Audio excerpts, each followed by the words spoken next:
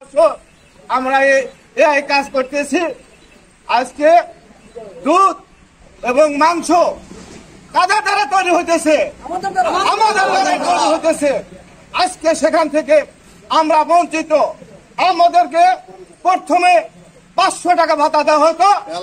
সিরাজগঞ্জে AI technician Bangladesh প্রাণী সম্পদ কল্যাণ সমিতি সিরাজগঞ্জ জেলা শাখার উদ্যোগে বকেয়া বেতন ভাতা পরিশোধ রাজস্বকরণের দাবিতে মানববন্ধন অনুষ্ঠিত হয়েছে।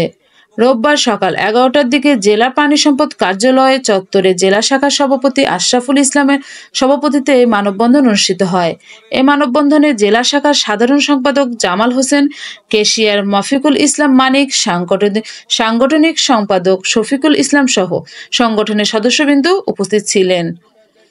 এই সময়ে বক্তাগণ বলেন, প্রাণী সম্পদের অধীনে এআই টেকনিশিয়ান প্রকল্পের প্রাণী সম্পদের কর্মরত কর্মকর্তাগণ কর্মচারীদের সার্বিক সহযোগিতায় দীর্ঘ 27 বছর ধরে কাজ করে আসছেন।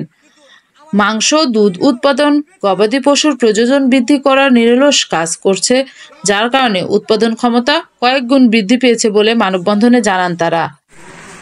তাকে সহজ করা হয়, খবর নেওয়া হয় যে টাকা দিল না, সরকারি সহজ করা হলো, কিন্তু আমার একটা কর্মী মরে গেল কি বেঁচে গেল এই তথ্য তারা কখনো